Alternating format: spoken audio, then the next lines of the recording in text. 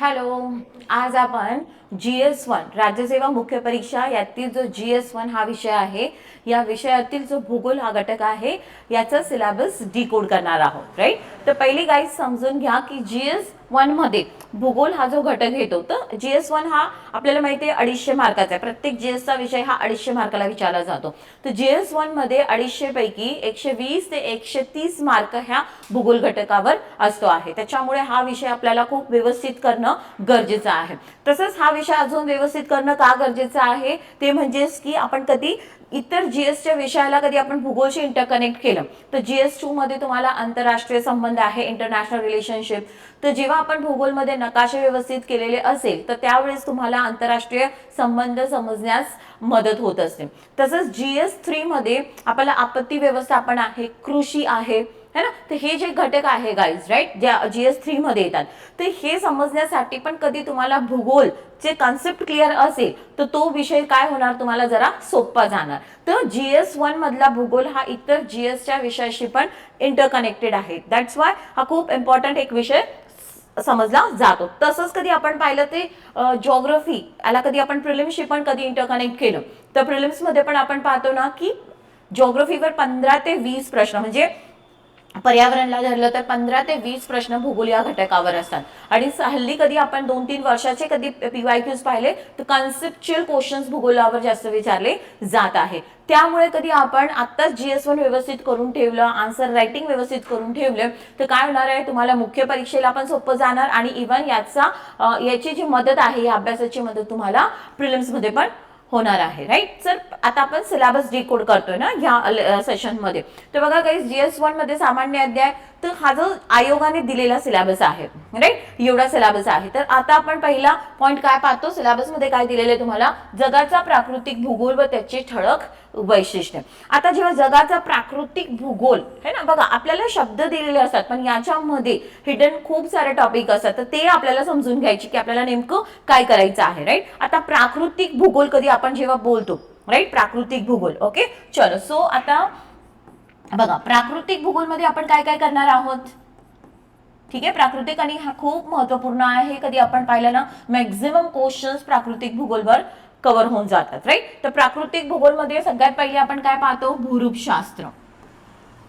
भूरूपशास्त्र ज्याला आपण इंग्लिश मध्ये लिहितो जिओमॉर्फोलॉजी. राईट. त्याच्यानंतर दुसरा जो टॉपिक आहे ते म्हणजेच की हवामानशास्त्र, क्लायमेटोलॉजी. हवामानशास्त्र, क्लायमेटोलॉजी. तसंच तिसरे टॉपिक जे आपण पाहतो ते म्हणजेच सागरशास्त्र, ओशनोग्राफी, है ना. यस. चौथा टॉपिक याच्यामध्ये आपण पाहणार ते म्हणजेच की मृदा, है ना. याला जैविक भूगोल असं पण म्हणतो, पण इथे मी फक्त मृदा आता असं लिहिणार आहे. राईट. क्लिअर सगळ्यांना. तर एवढे घटक आपण कशामध्ये पाहतो गाइस, प्राकृतिक भूगोल मध्ये पाहतो. तर बघा आता भूरूपशास्त्र जे आहे, ज्याला आपण जिओमॉर्फोलॉजी म्हणतो इंग्लिश मध्ये, यामध्ये आपल्याला पृथ्वीवर जी आपली पृथ्वी आहे, राईट, पृथ्वीवर विविध प्रकारचे जे भूरूप तयार झालेले आहेत हे पाहणार आहोत. पृथ्वीच्या कवचाची निर्मिती कशी झालेली आहे, है ना, पृथ्वीचे अंतरंग कसे आहे, पृथ्वीवर जे काय खडक आहे ते सगळं आपण कशामध्ये अभ्यास करतो, भूरूपशास्त्रामध्ये. तसंच भूरूपशास्त्रामध्ये आपण भूकंप, ज्वालामुखी हे अभ्यास करतो आणि इथे काही सिद्धांत पण आहे ज्याच्यावर शुअर शॉर्ट क्वेश्चन्स विचारले जातात. ते सिद्धांत म्हणजेच कोणते आहेत, भूखंड वहन सिद्धांत आणि भूमंच विवर्तनकी सिद्धांत. Got it. तर भूरूपशास्त्र मध्ये आपल्याला एवढे टॉपिक्स करणं गरजेचे आहेत. कोणते कोणते, चलो मी इथे लिहून पण देते तुम्हाला. ओके, चलो. सो कोणते टॉपिक्स असणार आहे ते, तर सगळ्यात पहिले आपण काय पाहतो गाइस, पृथ्वीच्या कवचाची उत्पत्ती. राईट. तर पृथ्वीच्या कवचाची उत्पत्ती. ओके. त्याच्यानंतर आपण पाहतो पृथ्वीचे अंतरंग, इंटेरियर ऑफ द अर्थ. त्यानंतर आपण पाहतो खडक, है ना, रॉक्स, खडक. ओके. त्याच्यानंतर आपल्याला पाहायचं आहे गाइस, पृथ्वीच्या कवचावर परिणाम करणारे घटक. तर पृथ्वीचा जो कवच आहे याच्यावर परिणाम करणारे घटक, दोन घटक कार्य करतात. एक तर पृथ्वीच्या अंतरंगातून एक शक्ती कार्य करत असते जी पृथ्वीच्या कवचावर परिणाम करते, आणि दुसरं म्हणजेच बहिर्गत शक्ती, ज्याला आपण एक्झोजेनिक फोर्सेस म्हणतो. बहिर्गत शक्ती जी पण काय करते, आपल्या पृथ्वीच्या कवचावर परिणाम करत असते. तर पृथ्वीच्या कवचावर परिणाम करणारी घटक, तर त्यात आता मी इथे डायरेक्ट लिहून देते, अंतर्गत शक्ती, है ना, अंतर्गत शक्ती आणि दुसरं म्हणजेच बहिर्गत शक्ती, बहिर्गत शक्ती. ओके, अंतर्गत आणि बहिर्गत शक्ती. ओके, तर जेव्हा आपण अंतर्गत शक्तीचा जेव्हा विचार करतो तर यामध्ये आपण पाहतो ना गाईस की खास करून आता आपल्याला एक एक कधी इम्पॉर्टंट पॉइंट्स कधी पाहिले की ज्याच्यावर शॉर्ट शॉर्ट क्वेश्चन्स विचारले जातात. तर अंतर्गत शक्तीमध्ये आपण भूकंप आणि ज्वालामुखी अभ्यास करणार आहोत, है ना. भूकंप आणि ज्वालामुखी, प्रस्तारभंग, है ना, हे आपल्याला अभ्यास करणं गरजेचं आहे ज्याच्यावर क्वेश्चन्स विचारले जातात. तसंच अंतर्गत शक्तीमध्ये हे आपण करत असताना अजून दोन सिद्धांत खूप महत्वपूर्ण ठरतात. ते म्हणजेच की भूमंच विवर्तनके सिद्धांत आणि दुसरं म्हणजेच भूखंड वहन सिद्धांत. ओके, त्याच्यानंतर बहिर्गत शक्ती. बहिर्गत शक्तीमध्ये अपक्षरण काय आहे, है ना. अपक्षरण पहिले तर अपक्षय आपण अभ्यास करतो. अपक्षय म्हणजे ज्याला आपण इंग्लिशमध्ये म्हणतो गाईज जेनिडेशन ऑर विदरिंग, राईट. त्याच्यानंतर अपक्षरण आणि त्याच्यानंतर निक्षेपण. आणि हे करत असतानाच एक सिद्धांत आपण अभ्यास करतो ते म्हणजेच डेव्हिसचे अपक्षरण चक्र, डेव्हिसचे अपक्षरण चक्र. तर हे झालं तुमचं बहिर्गत शक्ती. आता बहिर्गत शक्ती अभ्यास करत असताना जेव्हा तुम्ही डेव्हिसचं अपक्षरण चक्र अभ्यास करून घेतात त्याच्यानंतर आपण काही बाह्य कारक जे आहेत जसं की नद्या, है ना, हिम नदीचा प्रदेश असेल म्हणजे उंच प्रदेश असेल किंवा वरच्या अक्षवृत्तीय प्रदेश असेल तर तिथे हिम नद्या असतात त्या, राईट. तसंच वारे, है ना, सागरी लाटा यांचे जे कार्य आहे जे की आपल्या पृथ्वीच्या कवचावर परिणाम करतात आणि त्यातून निर्माण होणारे भूरूप हे पण आपण भूरूपशास्त्रामध्ये अभ्यास करत असतो आहे. Got it. तर एवढं आपण भूरूपशास्त्रामध्ये अभ्यास करतो. याच्यात मी आता काही पॉइंट्स लिहिले आहेत, काही आता आपण डिस्कस केलेले आहेत. ओके, त्याच्यानंतर आपण पाहतो गाईज हवामानशास्त्र. नेक्स्ट टॉपिक जो आहे तो कोणता आहे, हवामानशास्त्र, क्लायमेटोलॉजी. खूप महत्वपूर्ण टॉपिक आहे. यस, आणि याच्यावर खास करून आपण पाहतो ना की करंटला घेऊन याच्यावर क्वेश्चन जास्त फ्रेम होताना आपल्याला दिसतात. इव्हन कधी आपण 2025चा आपण कधी पेपर पाहिला तर 2025च्या पेपरमध्ये पण तुम्हाला लक्षात येणार की करंटला घेऊन पण इथे प्रश्न फ्रेम झालेले आहे जे की तुम्हाला मी एक मिनिट आत्ताच बघूयात का. ठीक आहे, हे झालं की डिकोड झाल्यानंतर मी 25चा पेपर पण तुम्हाला समजून देते. ओके, त्याच्यानंतर हवामानशास्त्र. हवामानशास्त्रामध्ये आपल्याला वातावरण काय आहे, है ना, वातावरणाची काय रचना आहे ते आपण याच्यामध्ये अभ्यास करतो, है ना, वातावरण, है ना. त्याच्यानंतर हवेची अंगे. हवेची अंगे, वेदर एलिमेंट्स, हे खूप महत्वपूर्ण असते गाईज. हवेची अंगे, ज्याच्यामध्ये हवेची अंगे कोणती कोणती आहे ज्याचा अभ्यास खूप महत्वपूर्ण ठरतं ते म्हणजेच की तापमान, है ना. त्याच्यानंतर वायुदाब, है ना, प्रेशर बेल्ट जे आपण अभ्यास करतो. वारे, वाऱ्याचे प्रकार, वाऱ्याचं वर्गीकरण इथे आपण अभ्यास करतो. त्याच्यानंतर आर्द्रता, त्याच्यानंतर वृष्टी, ढग, हे सगळं काय आहेत, हवेची अंगे आहे. तर हे एक एक घटक आपण काय करतो या हवेची अंगेमध्ये अभ्यास करणार आहोत, राईट.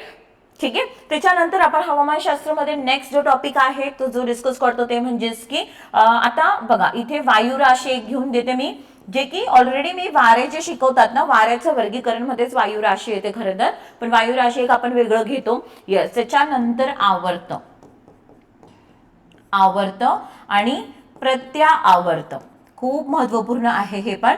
यस, है ना, सायक्लोन्स अँड अँटी सायक्लोन्स याला करंटला घेऊन जास्त प्रश्न विचारले जातात अजून तरी. यस, त्याच्यानंतर नेक्स्ट आपण काय पाहतो गाईज, आता मॉन्सून्स. मॉन्सून तर खूपच इम्पॉर्टंट टॉपिक आहे मॉन्सून, राईट, राईट, मॉन्सून. पण मॉन्सून अभ्यास करण्याच्या अगोदर आपल्याला काही एक दोन पॉइंट्स लक्षात ठेवणे गरजेचं आहे ते म्हणजेच की जेट प्रवाह, है ना, एल निनो, ला निना, है ना, आणि मॉन्सून. तर मॉन्सून हे काय आहे याचं मेकॅनिझम आपण अभ्यास करतो आणि तसंच मॉन्सून कशा प्रकारे भारताच्या हवामानावर परिणाम करतो किंवा मॉन्सून आणि भारत याचं आपण रिलेशन याच्यामध्ये बघणार आहोत, राईट. सो हे आहे गाईज हवामानशास्त्र.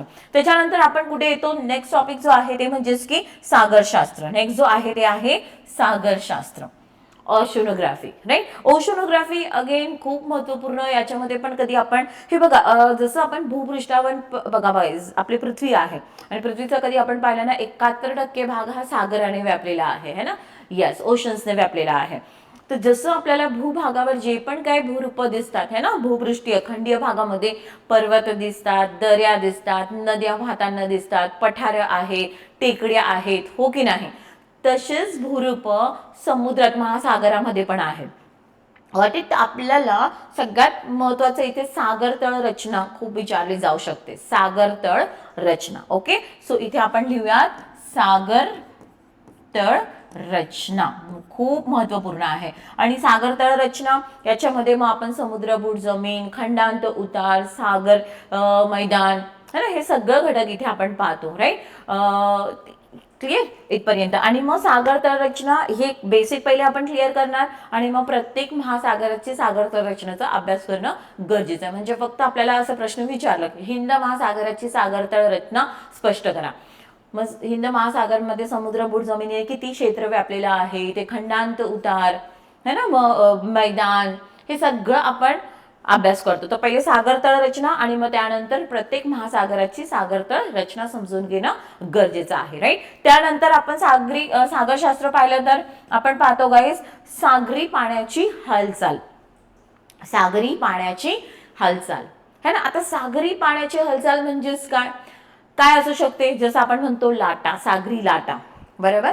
तसंच दुसरं काय असू शकते सागरी पाण्याची हालचाल मध्ये, दुसरं काय असू शकणार आहे ते म्हणजेच की आपण पाहतो ना सागरी म्हणजे ज्याला आपण ओशन करंट्स म्हणतो, सागरी प्रवाह है ना, सागरी प्रवाह. आणि तिसरी सागर पाण्याची हालचाल कोणती आहे ते म्हणजेच भरती आणि ओहोटी. भरती आणि ओहोटी. तर हे तिन्ही घटक आपण सागरशास्त्रामध्ये म्हणजे अभ्यास करतो. जे कशामध्ये अभ्यास करतो गाईस, सागर पाण्याची हालचाल मध्ये. तर इथे आपण लिहूयात सागरी पाण्याची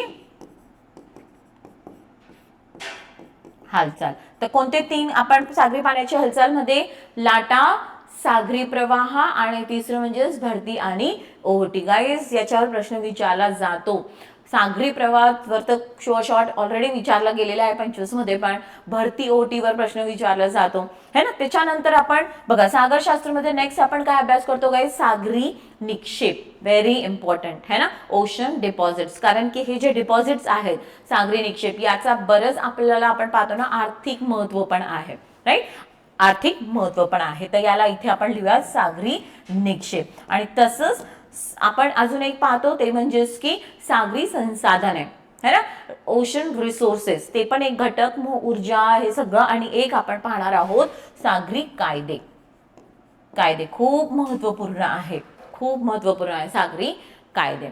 गॉट इट. तर हे सगळे घटक आपण कशामध्ये पाहणार आहोत, सागर शास्त्रमध्ये. ओके, आणि नेक्स्ट काय येते तुमचं शेवटचा टॉपिक काय येतो आहे गाईस, मृदा. कोणता आहे, मृदा आहे. ओके, चलो. सो आता सॉइल, मृदा. मृदा म्हणजेच काय है ना, मृदेचे जे थर आहे ज्याला आपण सॉइल प्रोफाईल म्हणतो किंवा सॉइल हॉरिझॉन म्हणतो है ना, मृदेचा उच्छेद ज्याला आपण म्हणतो ते महत्वपूर्ण ठरतं.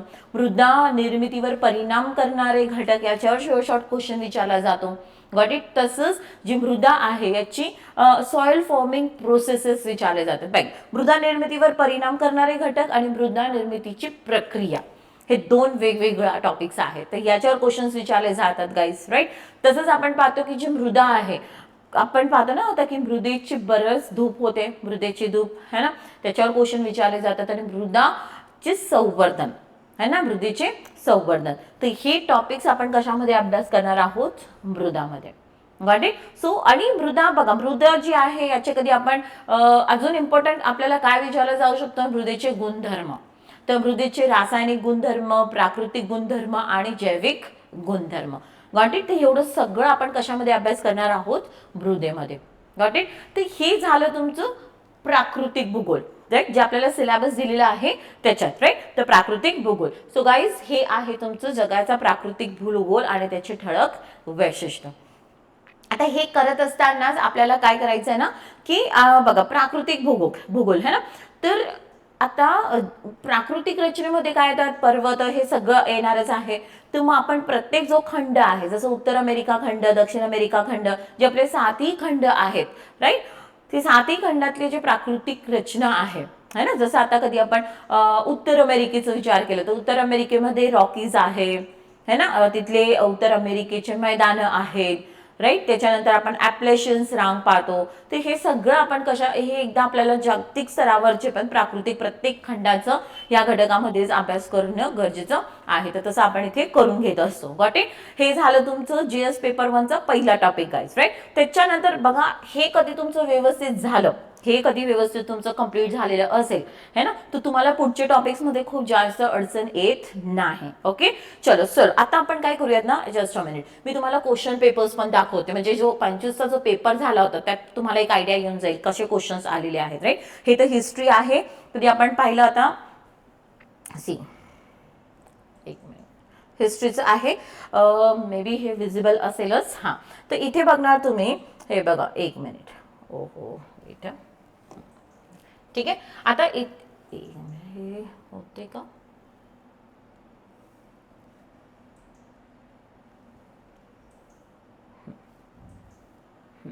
आता इथे बघणार, चलो हे तर हिस्ट्रीचे क्वेश्चन्स आहेत, त्याच्यामुळे आपल्याला इथे आता बघायचं नाहीये.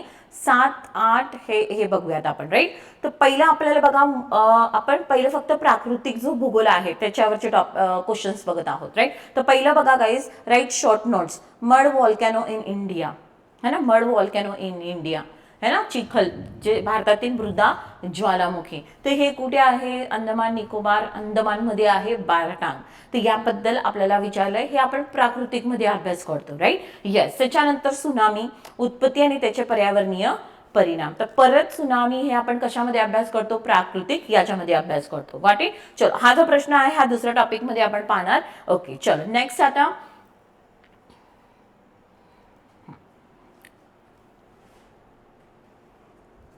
आपल्याला क्वेश्चन्स विचारले गेलेले आहे प्राकृतिकचं. हा, आता आपण प्राकृतिक बद्दल बोलतोय फक्त. यास, याच्यात बघा आता काय क्वेश्चन आहे गाईज, आलेला आहे 25चा क्वेश्चन पेपर आता आपण बघत आहोत. राईट, तर याच्यामध्ये बघणार आता, भूकंपाच्या कारणांची चर्चा करा आणि भारतातील भूकंप प्रवण क्षेत्र सांगा. तर discuss the causes of earthquake, state the earthquake prone zones in India. Got it. परत हे जेव्हा आपण प्राकृतिक भूगोलमध्ये, भूरूपशास्त्रामध्ये जेव्हा आपण अर्थक्वेक भूकंप अभ्यास करतो त्यावेळेस सगळं काय अभ्यास केलं जातं. भूकंप म्हणजेच काय, त्यांचे जागतिक वितरण, भारतातील वितरण, एकाच वेळेस आपण सगळं करत असतोय. तर हा प्रश्न डायरेक्ट तिथनं तुमचं कव्हर होऊन जातं. राईट, आता इथे भूकंप विचारलंय, मे बी नेक्स्ट याच्यामध्ये ज्वालामुखी विचारलं जाईल. हे क्वेश्चन्स रिपीट होत असतात, वेगवेगळ्या स्वरूपाचे प्रश्न असतील फक्त. राईट, त्याच्यानंतर नेक्स्ट आपण पाहतो बघा, भारताच्या संदर्भात हिमनदीचे महत्व सांगा. हिमालयातील हिमनदीवर जागतिक तापमान वाढीचा होणारा प्रभाव आणि त्याच्या परिणामांची चर्चा करा. आता हिमनदी, येस, परत जेव्हा आपण बाह्य कारक अभ्यास करतो है ना, त्याच्यामध्ये हिमनदी, हिमनदी एक तर उंच प्रदेशात किंवा वरच्या अक्षवृत्तीय प्रदेशात आपल्याला हिमनदीचे कार्य पाहायला मिळते. आता हिमनदी काय हे कधी तुम्हाला समजलं असेल तर आता write the significance of glaciers in respect of India, काय महत्व आहे ते आणि कसं जागतिक हवामानाचा हिमालयन ग्लेशियर्सवर, हिमालयातील हिमनद्यांवर परिणाम होत आहे.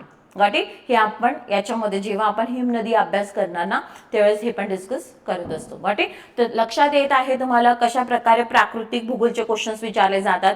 येस, त्याच्यानंतर नेक्स्ट क्वेश्चन आपण बघणार आहोत ते म्हणजेच की ते आपल्याला प्रश्न विचारले गेलेले आहेत फक्त प्राकृतिक ह्या घटकावरचेच मी आता क्वेश्चन तुमच्याशी डिस्कस करते. राईट, आता इथे हे परत आपण हां, हे बघा 18व्या नंबरचा प्रश्न कधी आपण पाहिला, एक मिनिट याला आपण झूम करूयात. ओके, उत्तर अमेरिकेच्या प्राकृतिक विभागांच्या ठळक वैशिष्ट्यांचे वर्णन करा आणि त्यांचे महत्व सांगा. बरोबर, describe the salient features of physiographic division of North America and its significance.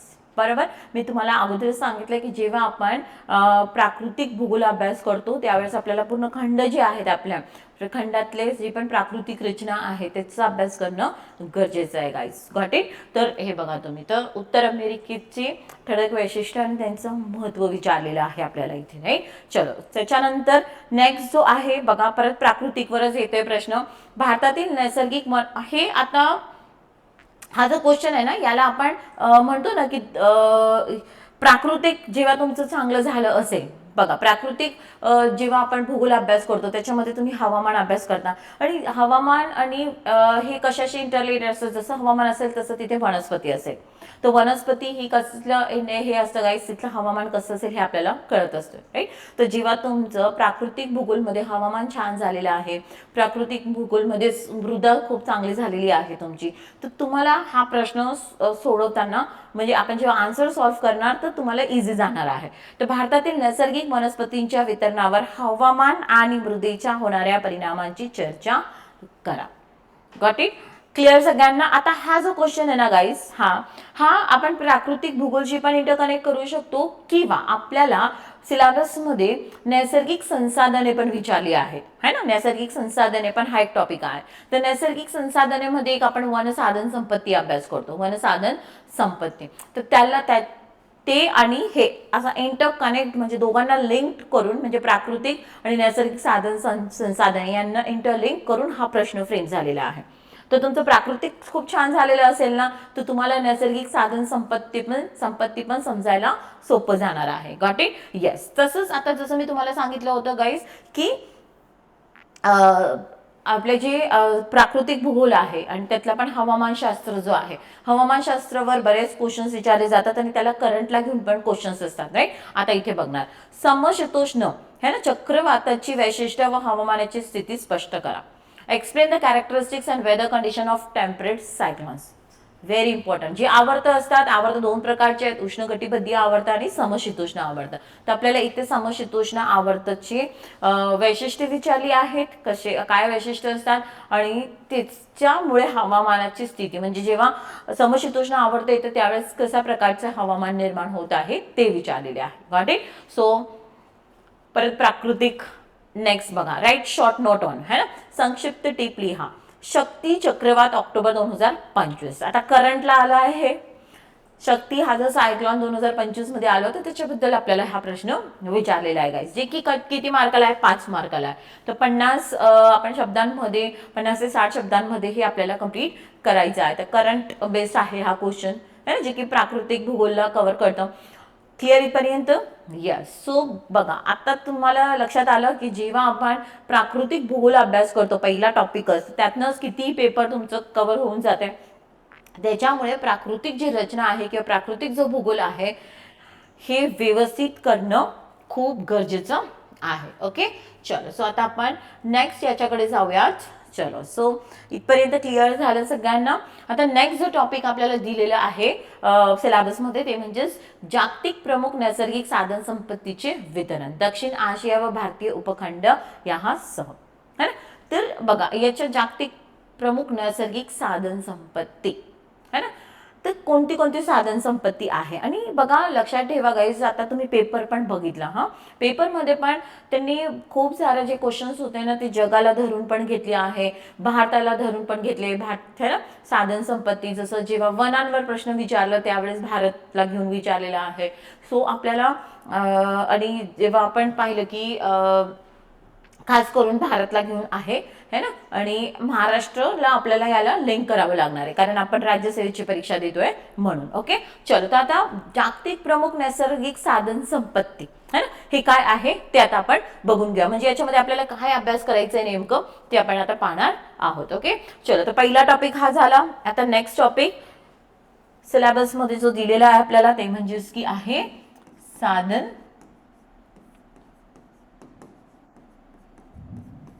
संपत्ती, नैसर्गिक साधन संपत्ती, है ना. तर पहिले तर बघा, नैसर्गिक साधन संपत्तीचं आपल्याला वर्गीकरण माहित असायला पाहिजे, वर्गीकरण आपण करता यायला पाहिजे. Got it? आणि त्याच्यानंतरच नैसर्गिक साधन संपत्ती. आता मी इथे शिकवत नाहीये, तर मी फक्त सिलेबस डिकोड करत आहे. एक एक टॉपिक आपण युट्यूबवर घेत राहणार आहोत, एक एक म्हणजे जसं काय आहे क्वेश्चन्स जे आपण आता 2025चे प्रश्न पाहिले, हे PYQचं पण एक एक प्रश्न आपण इथे डिस्कस करणारच आहोत युट्यूबवर. येस, पण आता फक्त डिकोड करत आहोत. तर जेव्हा नैसर्गिक साधन संपत्ती आपण अभ्यास करतो तर पहिले तर साधन संपत्तीचे वर्गीकरण करणं गरजेचं आहे. त्याच्यानंतर आपण पाहतो ना नैसर्गिक साधन संपत्तीमध्ये आता आपण पाहतो की भूसाधन संपत्ती है ना, भू लँड रिसोर्सेस है ना. येस, भूसाधन संपत्ती. Yes, right. त्याच्यानंतर वनसंपत्ती खूप महत्वपूर्ण आहे है ना. जलसंपत्ती, वॉटर रिसोर्सेस. त्याच्यानंतर खनिज साधन संपत्ती, खनिज साधन संपत्ती. त्याच्यानंतर ऊर्जा, ऊर्जा साधन संपत्ती. Got it. ही सगळे साधन संपत्तीवर आपल्याला प्रश्न विचारले जातात. या सो गाईज, भूसाधन लँड रिसोर्सेस है ना, याच्यामध्येच आपण लँड रिसोर्सेस मध्येच या पॉईंटमध्येच मी कृषी पण कंप्लीट करून घेते. ऍक्च्युली याच्यामध्येच मी ऍग्रिकल्चर कृषी पण कंप्लीट करून घेते. ठीक आहे. येस, कृषीचे जे पॅटर्न्स आहेत ते सगळं याच्यामध्ये कंप्लीट होईल तुमचं. वन संपत्ती, आत्ताच आपण वन संपत्तीवर प्रश्न पाहिलं की नाही. Yes right. जलसंपत्ती, वॉटर रिसोर्सेस, हे खूप महत्वपूर्ण आहे. आता वॉटर रिसोर्सेस मध्ये आपण पाहतो ना की गाईज, जल सुरक्षा पण आता महत्वपूर्ण राहिलेली आहे. त्याच्यावर आपल्याला प्रश्न विचारला जाऊ शकतो, हो की नाही. ठीक आहे. आता जलसंपत्ती आलं तर इथे आपल्याला प्रश्न जल संवर्धनावर प्रश्न विचारला जाऊ शकतो. आता जलसंपत्ती जेव्हा आपण अभ्यास करतोय तर जेव्हा आपण म्हणतो ना पुरवठा कमी होतो किंवा जलताण निर्माण होतो, तर यामध्येच मी काय करून घेते ना की याच्यातच तुम्हाला पूर, फ्लड्स समजून घेते आणि या घटकामध्येच मी तुम्हाला आवर्षण हा घटक पण समजून घेते आणि जल सुरक्षा हा घटक पण मी यामध्येच समजून देत असते. कारण की बघा, आपल्याला क्वेश्चन्स असे विचारले जातात. सिलेबसमध्ये दिलेलं नाहीये की तुम्हाला जल संवर्धनावर प्रश्न असेल का, की तुम्हाला पूरवर प्रश्न असेल का. नाही, विचार तसं दिलेलं नसतं, पण क्वेश्चन्स त्याच्यावर विचारले जात असतात. तर त्याच्यामध्ये आपण जलसंपत्ती अभ्यास करत असताना हे सगळं बघू. खनिज साधन संपत्ती खूप महत्वपूर्ण आहे गाईज, है ना. औद्योगिक जे आपण पाहतो की जी क्रांती झाली याचा पायाच खनिज आहेत ना. सो हे सगळं याचं महत्व. आणि ऊर्जा साधन संपत्ती व्हेरी इम्पॉर्टंट. याच्यावर तर आता आपण पाहतो की खूप महत्व आहे. ऊर्जा साधन संपत्तीचं पण वर्गीकरण तुम्हाला विचारलं जाऊ शकतो. पारंपरिक, अपारंपरिक ऊर्जा आणि करंट, याला धरून आपल्याला करंट बरंच विचारलं जाऊ शकतो. कारण जेव्हा आपण पाहतो ना हवामान बदल, यस, हवामान बदल आणि त्याची आपण कॉन्ट्रीब्युशन, कारण की जे जागतिक स्तरावर परिषद होतात त्याच्यामध्ये असं नाही की प्रत्येक देशाने आपल्या परीने कार्बन डायऑक्साईडचे उत्सर्जन कमी करण्यासाठी काही योगदान, ज्याला आपण नॅशनली डिटरमाइंड कॉन्ट्रीब्युशन्स म्हणतो. तर आपण भारताने की आम्ही कार्बन डायऑक्साईडचे प्रमाण उत्सर्जन कमी करू. मग याच्यासाठी आपण कशाला जास्त हे देत आहे गाईज? ऊर्जा, अपारंपरिक ऊर्जा, रिन्युएबल एनर्जी, है ना, पुनर्निर्मितीक्षम ऊर्जा, याला खूप महत्व देत आहोत, है ना. आणि मग ते जो डाटा, मी आता तुमच्याशी ते काहीच डिस्कस करणार नाही, फक्त की किती आपण टार्गेट घेतले आहे, त्यानुसार आपले कसे कार्य सुरू आहेत, कोणते कोणते प्रोजेक्ट्स आहेत, त्यांचं महत्व काय आहेत, तर हे सगळं ऊर्जा साधन संपत्तीमध्ये येणार. तर याला करंटला आधार घेऊन आपल्याला उत्तर लिहिता यायला पाहिजे. तसंच हवामान बदल जे आहेत, पर्यावरणाला धरून ऊर्जा साधन संपत्तीवर प्रश्न विचारले जाऊ शकतात, हो की नाही. क्लिअर सगळ्यांना? यस. सो हे आहे नैसर्गिक साधन संपत्ती. तर याच्यावर बघा, हे जे टॉपिक्स आहे ना गाईज, हे इथे शाश्वत विकासाला पण महत्व देऊ शकतो. म्हणजे हे घटक घेऊन तुम्हाला शाश्वत विकास, सस्टेनेबल डेव्हलपमेंट, याच्यावर पण क्वेश्चन विचारला जाऊ शकतो. ओके. सो कसं आहे ना, आपल्याला एक व्यवस्थित अभ्यास करणं, कॉन्सेप्ट समजून घेणं, त्याला इंटरकनेक्ट करता यायला पाहिजे. आणि हे उत्तर लेखन आहे, इथे तुम्हाला मर्यादित शब्दामध्ये उत्तर लिहायचं आहे. त्याच्यामुळे फक्त असं नाही की फॅक्च्युअल की आता बरेचसे स्टुडंट्स असं असतं ना की महाराष्ट्रातले आम्हाला माहिती आहे मॅम, औष्णिक ऊर्जा केंद्र कुठे आहे, पवन ऊर्जा केंद्र कुठे, आता हे एक्झाम्पल्स असणार आहे. पण त्यांचं महत्व, महाराष्ट्राचं योगदान, महाराष्ट्रामध्ये याचं काय महत्व आहे, है ना. आपण जे पण प्रादेशिक असमतोलता कमी करण्यासाठी याचं महत्व येतं. तर हे बरेचसे घटक आहे जे की आपण कोर्स कंप्लीट करत असताना हे शिकत असतो आहे. Got it. चलो, सो ही नैसर्गिक साधन संपत्ती. आता आपण नेक्स्ट पॉइंट कडे जाऊयात, परत आपल्या टॉपिक कडे जाऊयात, म्हणजे जे सिलेबस आहे, राईट. आणि मग इथे आपण जागतिक नैसर्गिक साधन संपत्ती, भारत आणि महाराष्ट्र हे दोघांना जास्त फोकस करतो. ठीक आहे. त्याच्यानंतर जगातील विविध भागातील प्राथमिक, द्वितीय व तृतीय औद्योगिक सेवांच्या स्थानाला जबाबदार असणारे घटक, व्हेरी इम्पॉर्टंट अगेन, है ना. इथे आता हा जो घटक आला, हा काय झाला गाईज? भूगोलचा आर्थिक भूगोल, इकॉनॉमिक जिओग्राफी आहे. काय आहे? Economic geography. तर आता आपण त्या पॉइंट कडे जाऊयात, राईट.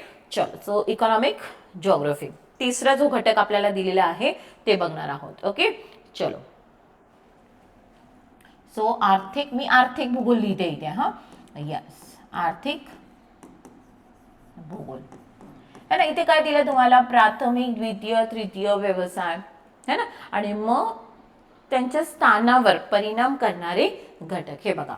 विविध भागातील प्राथमिक, द्वितीय आणि तृतीय औद्योगिक सेवांच्या स्थानाला जबाबदार असणारे घटक. बघा कोणतेही जे औद्योगिक हे तयार होतात गाईस है ना, इंडस्ट्रियल जेव्हा हे होत असतं आहे, तर आपण पाहतो ना की एक मिनिट नोटवर जायचं ना, ठीक आहे.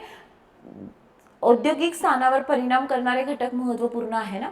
कोणत्याही उद्योग कुठे स्थापन होणार जिथे वाहतुकीच्या सुविधा आहेत, जिथे श्रमिक आहे म्हणजे लेबर फोर्स त्यांना अवेलेबल असेल, तिथे त्यांना भांडवल उपलब्ध होत आहे, त्यांना बाजारपेठ जवळ आहे, हो की नाही. हे सगळे घटक बघितले जाणार की नाही. जिथे दळणवळण आहे, हो की नाही, जिथे आर्थिक प्रोत्साहन दिले जातात किंवा तिथले जे धोरणं आहेत हे सोपे असेल है ना, तर अशा ठिकाणीच काय होणार, उद्योग विकसित होत असतात किंवा अशा ठिकाणीच उद्योगाला काय येत असते गाईस, भरभराटी येत असते. म्हणूनच कधी इतिहासच कधी पाहतो गाईस, इतिहासमध्ये जेव्हा आपण थोडंसं बॅक जातो तर तुम्ही पाहतात ना की जे ब्रिटिशर्स होते त्यांनी सगळ्यात प्रथम कुठे त्यांनी त्यांचे स्थापन केले, मुंबई है ना, मद्रास म्हणजे त्यावेळेस मद्रास, पण आता आपण चेन्नई म्हणतो, कोलकाता. का, कारण हे सागरी किनाऱ्यावर म्हणजे यांना समुद्र सानिध्य होतं, त्याच्यामुळे यांना वाहतूक म्हणा किंवा येण्या जाण्यासाठी सोपं होतं की नाही. त्याच्यामुळे सर्वात प्रथम यांनी त्यांचे जे हे ते स्थापन कुठे केले, या ठिकाणी स्थापन केले, बरोबर. तसंच हे जे क्षेत्र आहेत हे इतर कारणाने पण, आणि इथे त्यांनी हे इथे स्थापित झाले किंवा इथे त्यांनी त्यांचे केंद्र बनवले, त्याच्यामुळे इथे त्यांनी बरंच विकास केलं, वाहतुकीच्या सोयी उपलब्ध केल्या, त्याचा विकास केला. आणि यामुळे काय झालं ना की हे जे आपण पाहतो आता, यांना आपण भारताचे मेट्रो सिटीज म्हणून बोलत असतो आता पण ते आता मेट्रोजपेक्षा जास्त झालेले आहे. तर जसं मुंबई आहे, कोलकाता आहे, मद्रास आहे म्हणजे जे चेन्नई आहेत, हे कारण तिथे सुरुवातच झाली होती, त्यांचा जो फाउंडेशन होता तोच पहिलेपासून असल्यामुळे ह्या शहरांची अजून काय होत गेली गाईस, भरभराट होत गेली. Got it. तर आपण हे पाहतो ना की आर्थिक भूगोलमध्ये स्थान निश्चितीवर परिणाम करणारे घटक जे आहेत, राईट, ते हे. आता जसं आपण पाहतो ना की पर्वतीय जे प्रदेश असेल, डोंगराळ प्रदेश असेल, तिथे असे मोठे उद्योग बघायला मिळतात का, नाही. का, कारण तिथे वाहतुकीच्या सोयी नसतात. पर्वतीय प्रदेश असल्यामुळे तिथे जे आपण म्हणतो ना प्राकृतिक जी रचना, आता परत प्राकृतिकवर आलं तर ते नाहीये, कारण तिथलं हवामान चांगलं नाहीये. हवामान चांगलं नाही म्हणजे राहण्यायोग्य एवढं चांगलं नसतं, फेवरेबल नसतो, राईट. त्याच्यामुळे वाहतुकीच्या सोयी नाही आहेत, पायाभूत सुविधांचा तिथे जास्त विकास झालेला नसतो, आणि याच कारणामुळे तिथे लोक राहतात का, नाही. तिथली जी लोकसंख्या घनता असते ही खूप विरळ असते, आणि मग इथे ह्युमन रिसोर्स लेबर्स मिळणार का, नाही मिळणार. मग अशा ठिकाणी कोणत्याही उद्योगाचा जास्त विकास होतो का, नाही होतो. तर स्थान निश्चितीवर परिणाम करणारे घटक मध्ये काय आपण पाहतो, एक तर तिथली प्राकृतिक रचना, तिथलं हवामान हे खूप महत्वपूर्ण आहे. मग तिथे बाजारपेठ आहे का, है ना, बाजारपेठ आहे का, तिथे श्रम आहेत का, म्हणजे श्रमिक जे आपण म्हणतो ना लेबर फोर्स अवेलेबल आहे का, बरोबर. तिथे भांडवल उपलब्ध आहे का, है ना, दळणवळण आहे का. हे सगळे काय आहे गाईस, आर्थिक म्हणजे उद्योग स्थान निश्चितीवर परिणाम करणारे घटक. तसंच पाण्याची उपलब्धता पाहिजे, गॉट इट. तर हे आहे स्थान निश्चितीवर परिणाम करणारे घटक. हे करत असताना आपल्याला काही एक दोन सिद्धांत पण अभ्यास करावे लागतात, जे की आपल्याला प्रश्न विचारले जातात सिद्धांतवर पण, राईट. सो हे इथे दिलं आहे आपल्याला अशा पद्धतीने, पण हे करत असताना आपल्याला काही सिद्धांत पण अभ्यास करायचे आहे. ओके, चलो क्लिअर इथपर्यंत सगळ्यांना. वेबरचा एक सिद्धांत आहे स्थान निश्चितीवर परिणाम करणारे घटक मध्ये, राईट. हे आपण अभ्यास करणार. रोस्टोचा एक सिद्धांत आहे, आणि हे अभ्यास करत असताना गाईज बघा, आता इथे आपल्याला फक्त हा एवढं सिलेबस मध्ये एवढं पॉईंट दिलंय याने, बरोबर, यस. पण याच्यामुळे काय होतं ना की काही ठिकाणी बघा खूप औद्योगिक विकास झालाय, काही ठिकाणी नाही झालाय, आणि याच्यामुळे प्रादेशिक असमतोलता निर्माण झाली आहे की नाही, यस, प्रादेशिक असमतोलता है ना, रिजनल इम्बॅलन्सेस निर्माण झालेले आहे. मग त्या अनुसार आपले जे धोरणं तयार होतात है ना, मग हे इम्बॅलन्स कमी करण्यासाठी कोणते उद्योगाला हे केलं जात आहे, प्रोत्साहित केलं जातं. जसं कधी आपण महाराष्ट्राचा विचार केला तर महाराष्ट्रामध्ये आपण कोकणात गेलो गाईस, कोकणामध्ये दक्षिण जो कोकण आहे म्हणजे रत्नागिरी, सिंधुदुर्ग, हे उत्तर कोकणापेक्षा जरा मागासलेला आहे. येस, सिंधुदुर्ग हा भाग, राईट. कारण इथे जास्त करून प्राथमिक व्यवसायात जास्त गुंतलेली आहे लोकसंख्या. प्राथमिक व्यवसाय म्हणजेच काय, असे व्यवसाय जे की नैसर्गिक संसाधनांवर म्हणजे नैसर्गिक याच्यावर अवलंबून असतात. जसं कृषी प्राथमिक व्यवसाय आहे, मासेमारी प्राथमिक व्यवसाय आहे, खाणकाम प्राथमिक व्यवसाय आहे, पशुपालन प्राथमिक व्यवसाय आहे. तर जे दक्षिण कोकण आहे राईट, जसं रत्नागिरी, सिंधुदुर्ग हे प्राथमिक व्यवसायावर गुंतलेले आहेत, त्याच्यामुळे हे जरा मागासलेले आहेत. राईट, मग आता हे आणि जो उत्तर कोकण आहे हा औद्योगिकरित्या कसं आहे गाईस, खूप प्रगत आहे. उत्तर कोकण, ठाणे, रायगड, मुंबई हे सगळं, बरोबर. तर हे असमतोलता निर्माण झाली आहे ना, प्रादेशिक असमतोलता. मग हे कमी करण्यासाठी काही धोरणं आखली जातात. मग आता काय, तर असे कोणते उद्योग आहे की ज्यांची भरभराटी आपण खाली करू शकतो, ज्याच्यामुळे प्रादेशिक असमतोल कमी होण्यास मदत होईल. तर आपण पाहतो की काही कोकण म्हटलं तर सागरी किनारे आहेत, है ना. मग इथे आपण पर्यटनाला प्रोत्साहन देऊ शकतो. मग इथे पर्यटनाला म्हणून आपण पाहतो सिंधुदुर्ग हा काय आहे, याला पर्यटन जिल्हा म्हणून घोषित करण्यात आलेला आहे, है ना. आणि यामुळे काय झालं की तिथे बऱ्याचशा आपण म्हणतो ना की पायाभूत सुविधांची निर्मिती होत आहे. बरेचसे जे प्रोजेक्ट्स म्हणजे रिसॉर्ट्स वगैरे येतात यांना टॅक्सपासनं हे दिलेलं आहे. तर हे प्रादेशिक असमतोलता कमी करण्यासाठी असे मग काही धोरण आखले जात असतात. Got it. हे सगळं आपण कशामध्ये अभ्यास करतो, यामध्ये. बघा आता मी डिकोड करते म्हणून एवढं सगळं सगळं सगळं तुम्हाला सांगते, पण जेव्हा आपण अभ्यास करतो ना गाईस, हे खूप सोपं जातं समजायला, पण मला डिकोड करायला हे गरजेचं आहे ना तुम्हाला सांगणं. ठीक आहे, चल. सो नेक्स्ट बघा, शेवटी जो टॉपिक दिले ना, ते यातले बरेचसे पॉईंट्स आपण ऑलरेडी प्राकृतिक भूगोल अभ्यास करत असताना करून घेतलेलं असतं. जे की भूकंप, जे आपण ऑलरेडी प्राकृतिक भूगोल अभ्यास करत असताना केलेलं आहे. सुनामी, ज्वालामुखी, हे सगळं इथे चक्रीवादळ, हवामानशास्त्र, ठीक आहे, केलेला आहे. इथे आपण अभ्यास ऑलरेडी हे केलेलं आहे. तर त्याच्यामुळे ह्या पॉईंटला आपल्याला अजून जास्त वेळ द्यायची गरजच नसते, कारण हे मी सगळं तुम्हाला इथे शिकवलेलं असणार आहे. ठीक आहे, येस, राईट. भौगोलिक वैशिष्ट्ये, जलाशय आणि हिमनग यांच्यासह. आता बघा इथे तुम्हाला लक्षात ठेवायचं ना की काही आता आपल्याला इथे भौगोलिक वैशिष्ट्य, जसं हिमनदी, येस, ते हिमनदी, येस. त्याच्यानंतर काही जे सरोवर आहे, जलाशय आहे, है ना, ते. मग इथे आपण थोडंसं जागतिक स्तरावरचे पाहतो, जसं आता जलाशय, पहिले सरोवर जे पाहिले जायचं, पंचमहासरोवर जे US मध्ये आहे, US आणि कॅनडाच्या दोघांच्या दरम्यान येतं पंचमहासरोवर, है ना. ब्लॅक सी, हे काही जे महत्वपूर्ण आहे. मग भारतातले काही आपण पाहतो, जसं सांबर लेक जे आहे, वेबनाथ जे लेक आहेत. तर हे काही घटक आपल्याला अभ्यास करणं गरजेचं आहे, जे की मी इथे तुम्हाला शिकवणार आहे ते, राईट. तसंच वनस्पती आणि प्राणी यांच्यातील बदल व अशा बदलांचा परिणाम. जसं आता आपण पाहतो ना की बघा, हिमनदी जेव्हा आपण अभ्यास करतो, पण आता हवामान बदलामुळे काय होत चाललंय, हिमनदी वितळत चाललेल्या आहे. आणि मग याचा परिणाम है ना काय होत आहे की तिथल्या वनस्पती आणि प्राण्यांवर त्याचा परिणाम होत असते. कारण की हिमनदी ही पण एक परिसंस्था होती. आता पर्यावरण थोडंसं येऊन जाते इथे, आणि मग हिमनद्याच वितळायला लागले तर ती परिसंस्था नष्ट होते, आणि त्याच्यामुळे तिथली जी वनस्पती किंवा तिथलं जे प्राणी असेल त्यांच्यावर पण परिणाम होत असते. तसंच हे झालं. तसंच आपण जलाशय आणि हे पाहिलं कधी, तर जसं आता पाहिलं गाईस की हिमनद्या आहेत, हे वितळत आहे. आता तर काय होतं, नद्यांपूर मध्ये, पण आपण कधी आपल्या उत्तर भारत पाहिलं तर यातल्या ज्या नद्या आहेत या बारमाही नद्या आहेत. बारमाही का आहे, कारण हिम नद्यांपासून त्यांना पाणी वर्षभर उपलब्ध असतो आहे. पण हल्ली जे तापमान वाढ होत आहे, असंच वाढ होत गेली, हिमनद्या श्रिंक होतील, म्हणजे ते हळूहळू कमी नष्ट होत जातील. आणि मग याचा परिणाम फ्युचरमध्ये ज्या बारमाही नद्या होत्या त्या काय होणार, बारमाही वाहणार का, नाही, कारण हिमनद्याच भरती नाहीये ना, त्यांच्यापासून पाणी यांना उपलब्ध होईल का, नाही होणार. मग याचा परिणाम काय होणार, ज्या नद्या आज तिकडे वाहत आहे तिथल्या वनांवर होणार आहे, तिथल्या प्राणी संपत्तीवर होणार आहे. गॉट इट, क्लिअर सगळ्यांना, येस. तसंच आपण पाहतो की ही जलाशय किंवा पाण्याचा जो परिणाम आहे ते आपण पाहतो ना की डेझर्टिफिकेशन, वाळवंटीकरणाचे परिणाम, हे आपण सगळं याच्यामध्ये बघत असतो गाईज. Got it. तर हे GS पेपर 1 एवढं तुम्हाला लक्षात ठेवायचं आहे. Got it. आता GS पेपर 1 मध्ये भले तुम्ही इथे त्यांनी खास करून मानवी भूगोलला एवढं कुठे दिलेलं नाहीये, पण आपण हे करत असताना आपल्याला काही मानवी भूगोलाचे पण टॉपिक्स करणं गरजेचं आहे, त्याच्यावर पण बेस्ट क्वेश्चन्स विचारले जातात. तर मानवी भूगोल मी आता तुम्हाला समजून देते आपण काय बघणार आहोत त्याच्यामध्ये. तर आर्थिक भूगोल मी ऑलरेडी आता तुम्हाला सांगितलं आहे. आता मानवी भूगोल, ह्युमन जिओग्राफी, है ना. तर मानवी भूगोलवर कशावर बेस्ट क्वेश्चन विचारले जाऊ शकतात गाईज, ते म्हणजेच की लोकसंख्या, है ना, ॲट्रिब्यूट्स ऑफ पॉप्युलेशन, लोकसंख्येचे जे घटक आहे त्याच्यावर क्वेश्चन विचारले जाऊ शकतात, है ना. लोकसंख्या, आणि इथे मग तुम्हाला लिहून देते मी जनगणना.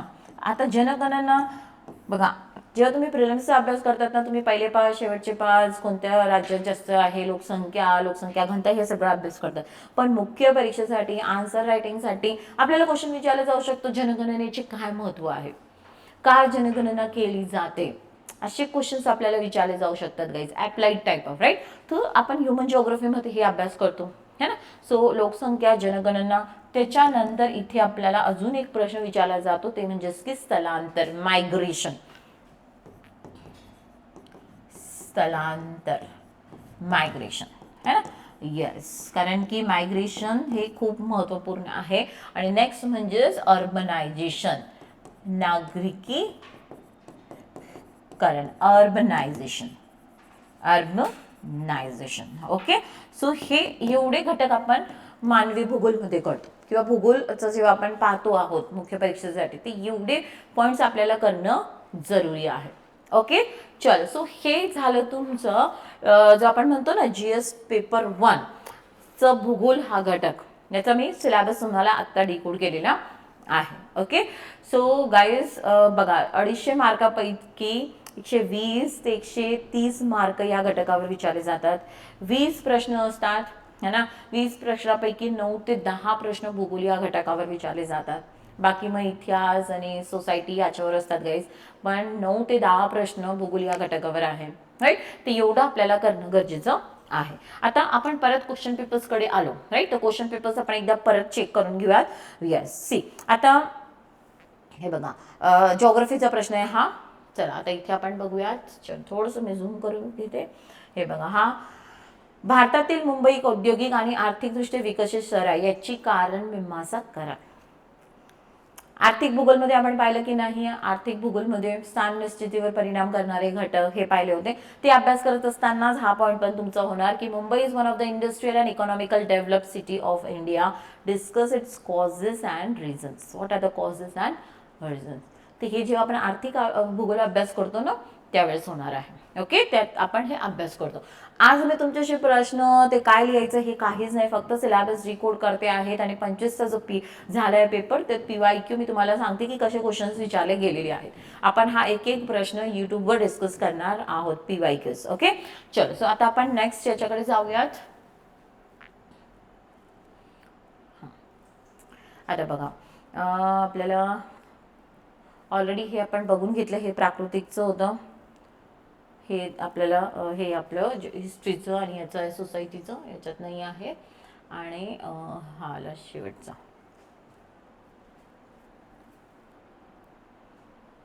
आणि हे बघा, आता हे मी तुम्हाला सांगितलं ना की हे इंटरकनेक्ट कशाचे होतं, प्राकृतिकशी आणि नैसर्गिक साधन संपत्तीशी. कोणतं बघा, भारतातील नैसर्गिक वनस्पती, हे काय झालं मग, नैसर्गिक साधन संपत्ती झाली आहे. पण याच्या वितरणावर हवामान आणि मृदेच्या होणाऱ्या परिणामांची चर्चा करा. आणि हवामान आणि मृदा हे आपण ऑलरेडी कुठे अभ्यास करतो गाईस, प्राकृतिकमध्ये. तर तिथे जे अभ्यास केलेलं आहे ना त्याचं तुम्हाला अंडरस्टँडिंग, ते अभ्यास तुम्हाला जेव्हा नैसर्गिक साधन संपत्ती अभ्यास करतो ना त्यावेळेस होत असते. Got it. तर अशा प्रकारे भूगोलवर प्रश्न विचारली जात असतात. Got it. सो गाईज, याच्या बॅचेस आपल्या ॲपवर पण आहे, तर ॲपची लिंक तुम्हाला कमेंट बॉक्समध्ये मिळून जाणार है ना, डिस्क्रिप्शनमध्ये मिळून जाणार. तर ज्यांना पण कोर्स परचेस करायचं असेल तर तुम्ही घेऊ शकतात. याचे नोट्स पण प्रोव्हाइड केले जाणार आहेत. आणि याचे जे आता आपण मी PYQs तुम्हाला दाखवले, 2025चा पेपर दाखवला, हे PYQsचे आपण आन्सर्स पण डिस्कस करणार आहे, प्रत्येक एक क्वेश्चन एक एक सेशनमध्ये. ओके. तर कोणाला काही अडचण असल्यास, काही क्वेरीज असतात, तुम्ही मला कॉन्टॅक्ट करू शकता. सगळी काय इन्फॉर्मेशन तुम्हाला कमेंट बॉक्समध्ये आणि डिस्क्रिप्शनमध्ये मिळून जाणार आहे. तर भेटूयात नेक्स्ट सेशनमध्ये, ज्याच्यामध्ये आपण GS 3चं सिलेबस डिकोड करणार आहोत. ठीक आहे, चलो मग, थँक्यू.